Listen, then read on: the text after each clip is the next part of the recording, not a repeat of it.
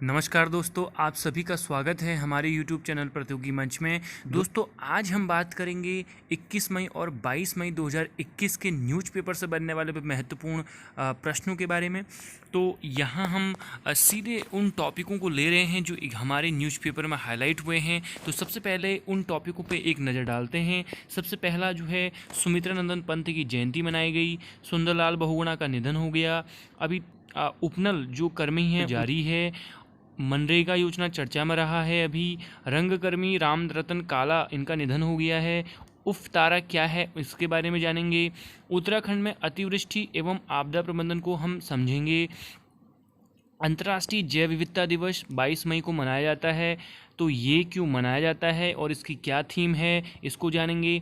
Nursing भर्ती पुनः रद्द होगी जून में। नर्स दिवस कब मनाया जाता है और राष्ट्रीय स्वास्थ्य मिशन क्यों है खबर में, इसको भी समझेंगे। इसके बाद इजराइल हमास के बीच संघर्ष विराम की घोषणा, तो ये एक अच्छी खबर है। तो ये हम टॉपिक्स इसमें कवर करने जा रहे हैं। तो ये टॉपिक होंगे इसमें कवर, और ये काफ़ी इंपॉर्टेंट टॉपिक होने वाला है आपके एग्जाम के पॉइंट ऑफ व्यू से। तो चलिए चलते हैं सीधे महत्वपूर्ण खबरों की ओर।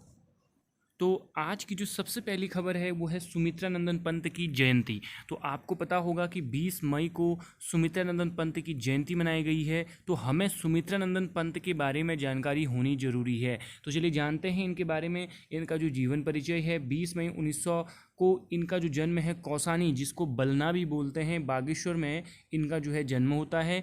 इसके बाद इनका अगर हम अन्य नाम की बात करें तो गोसाई दत्त, गुसें या सें इनके अन्य नाम हैं। वहीं उपनाम की बात करें तो ये एग्जाम के पॉइंट से काफ़ी इंपॉर्टेंट है। छायावाद के विष्णु इन्हें कहा जाता है। प्रकृति के सुकुमार कवि इनको कहा जाता है। प्रकृति चितेरे इनको कहा जाता है। तो ये इनके अन्य उपनाम हैं जो हमारे एग्जाम के पॉइंट ऑफ व्यू से काफ़ी इंपॉर्टेंट है।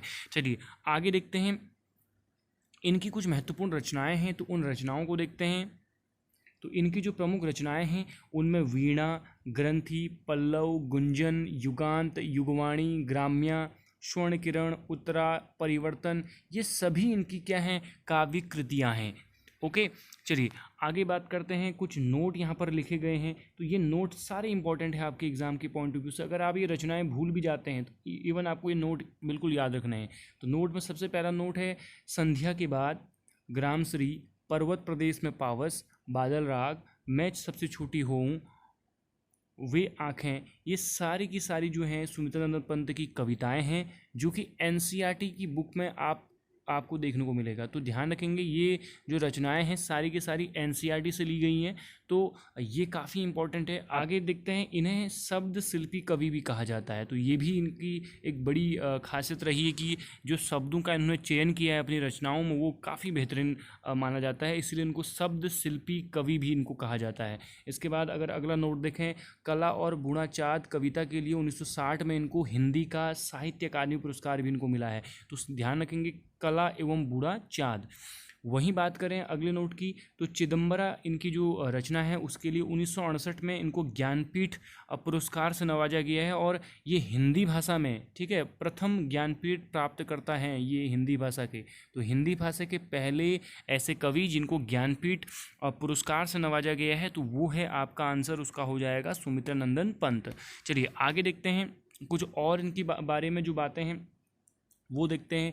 सबसे पहले है, इन्हीं के सुझाव पर ऑल इंडिया रेडियो का नाम जो है आकाशवाणी रखा गया।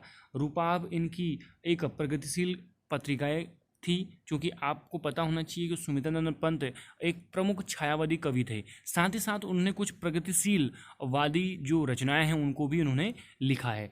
वहीं बात करें, लोकायतन इनका और सत्यकाम इनके दो बड़े महाकाव्य थे। ओके, हार इनका प्रसिद्ध उपन्यास, जबकि ज्योत्सना एक काव्य रचना इनकी है। तो ये रहा सुमित्रा नंदन पंत के बारे में, और ये काफ़ी इंपॉर्टेंट है, आप लोग इसको बिल्कुल मिस मत कीजिएगा।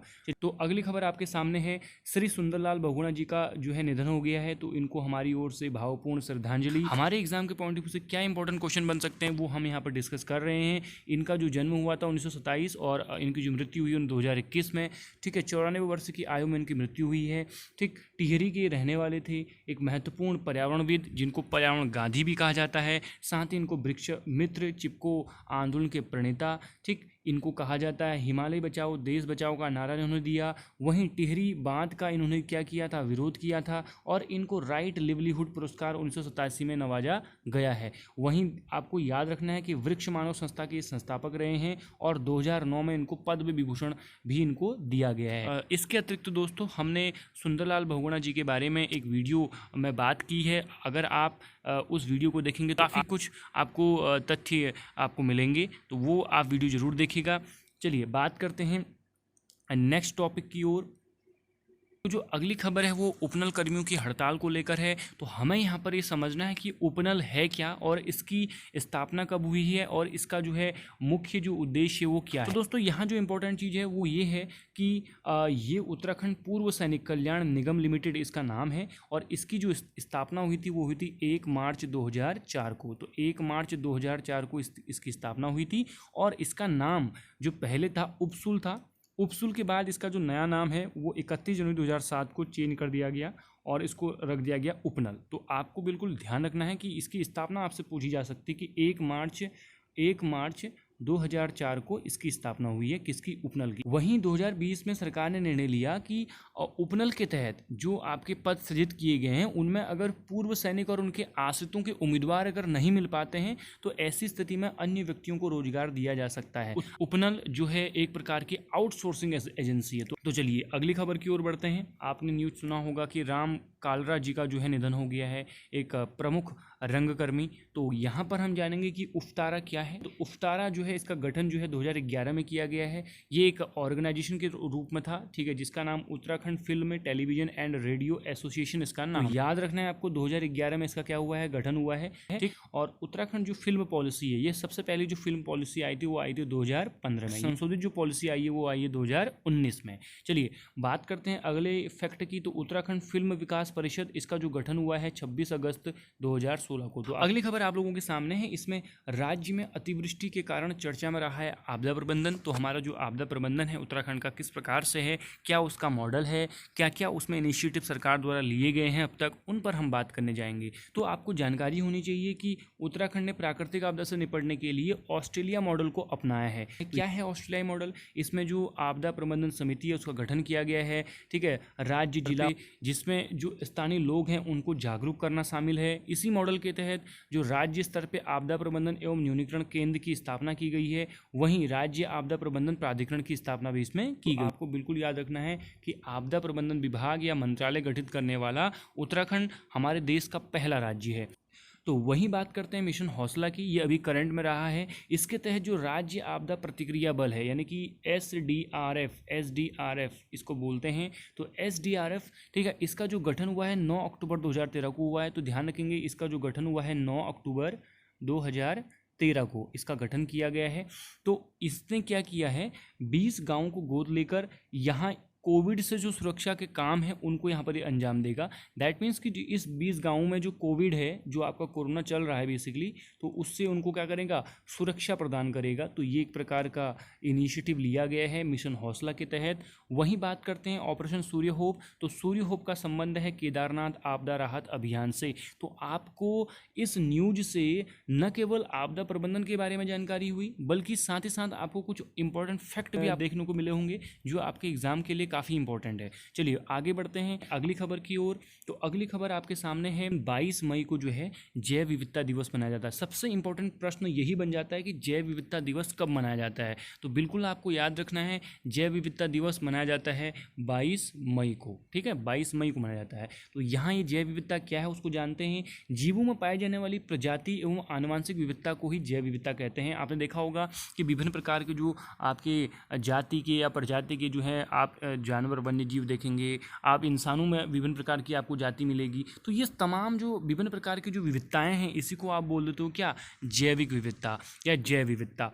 तो ये जैव विविधता जो है सर्वाधिक भूमध्य रेखीय प्रदेशों में होती है। कहने का मतलब ये है कि यहाँ पर जीवों के लिए अनुकूलतम दशाएं यहाँ पर उपलब्ध रहती हैं। इसीलिए यहाँ पर पेड़ पौधों से लेकर जीव जंतु इत्यादि में आपको सबसे ज़्यादा विविधता मिलेगी। और ये भी आपको प्रश्न के रूप में पूछा जाता है कि सबसे ज़्यादा जो विविधता है वो कहाँ पर पाई जाती है। तो आपको आंसर करना है भूमध्य रेखीय यानी कि इक्वेटर।